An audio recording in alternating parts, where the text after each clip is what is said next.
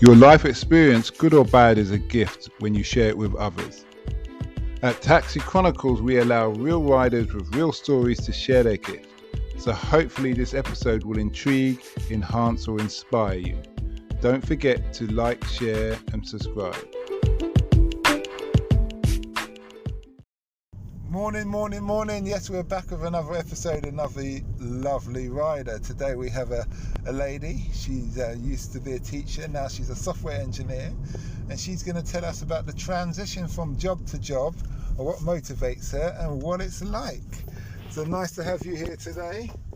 Hiya, my name is Martha Chambers. I'm now working at ITV as an engineering manager, but I used to work in North London as an English teacher.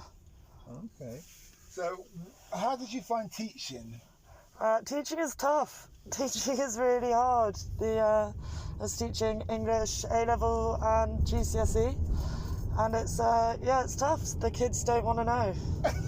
To what age group? I think it's teenagers. Yeah, teenagers. The most difficult age is definitely 14-year-olds. 14-year-old boys. They're not into it. They're not into it. Okay. Did you always want to be a teacher? Yeah, my granny was a teacher, my mum was a teacher, so I always thought, yeah, that's the thing for me. Family trade. Huh? Yeah, but then I did it. I only did it for 2 years, and you're overworked and underpaid. Okay, fair enough. What advice did you get from your mum and your gran about teaching when you were telling them about your predicament? They said you got to be strict, you got to be tough, and you got to tell them what for. But I don't think I was very good at that. So, and then they walked all over me. Okay. Well, fair enough. Not everything's for everybody, and so you made that transition into the world of media, yeah. IT, technical media side of things. What was that like? Did you have to do any special qualifications for that? And was it easy? Yeah. So I did like a 3-month boot camp course. It was really, really intense, like 12-hour days. Really tough. But managed to come out of that and started to work in at ITV, and that was 3.5 years ago now. And what was the course called? What did it consist of? It's called General Assembly. It was a web development course, and it was so you did 4 projects, built 4 different websites, and they taught you a couple of different coding languages. Okay. Is that a standard thing that everybody must have to do what you do? You need a bit of training. So some people will go and do it at uni, and some people will do a boot camp course. There's quite a lot of good ones. But the great thing about boot camp is, it means that you don't have to have studied it at school, because obviously it is very male dominated, and it's mostly boys that want to do like sciences and maths and stuff at school. Mm-hmm. So it's really good for increasing diversity in computer science, because it means you can get into it without that formal training. Okay. What would you say, what's a typical day like for you at work? What are roles and responsibilities? So a typical day, so I used to be sort of writing the code, and now I'm more supporting people that are writing the code. So I have like one-to-ones with people, check that everything's going okay.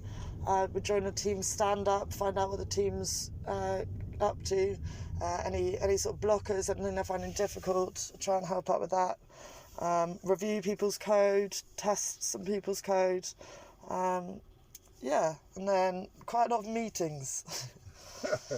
Is it a fast-paced business with high pressure? Yeah, or so do you get enough time to? It's working at ITV is very, very relaxed. They're amazing company. They really look after everyone.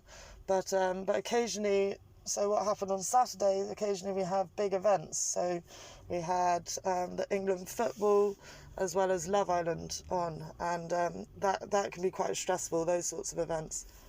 Okay, that's good. What would you say you've learned that you wish you knew when you started? Probably more coding. That would have made it easier. No, it's about the people. It's really that's why I love it. So even everyone's very supportive when you're learning. it really helps. So you have a tight team then? Yeah, really good, really great. For a young person who wants to get into the industry, what would be your words of advice? Reach out to people that are there. Talk to as many people as you can. Find out about the different businesses, because some places can be really intense to work and you might not get much support or mentoring. But if you find a really good company that will support and mentor you and has good opportunities for progression, then that's the sort of place you want to be. Okay, that's good. What would you say to your 16-year-old self? Just say yes. Do it all. Just keep every opportunity. Just keep grabbing them. Because you never know where it's going to lead you. I thought I was going to be a teacher at 16, and now I'm not. So, yeah, keep exploring new opportunities. And what does the future hold for you? Oh, don't know. The future. I'm really enjoying where I'm at. I think, but in the future, I would like to maybe move into education technology. So maybe a bit of a hybrid of the two things that I've done. I think that'd be nice. Is that like being a lecturer or something? Probably more like developing software that helps kids learn. So right now it's still very sort of a teacher with a whiteboard, but there are lots of programs and things that we could build that would help children learn faster. Yeah, I see what you mean. That sounds very, very good. You've been a great guest. My last question to you is, what's the impact you want to have in the world? The impact I want to have in the world is to help bridge social division, keep helping close that gap. So hopefully I'll be able to use my skills in technology to apply them to education and help do that. Okay. And I'll just throw in this little last question, sorry. As a lady,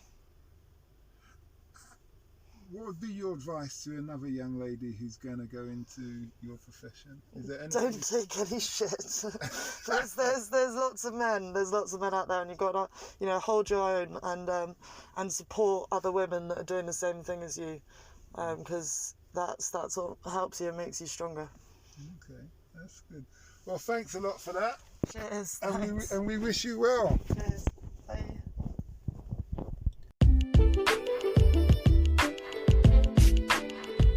We hope you liked that Taxi Chronicles interview. Don't forget to share and subscribe to get the latest episode. Ever considered investing in the continent with the fastest growing economies and population on Earth? The same continent that holds 30% of the world's known natural resources. Listen to our sister podcast, Africa Investor Stories, where you hear real investors with real stories from around the world share their experience of investing in Africa. We post Monday and Thursday at 10 a.m. British Standard Time.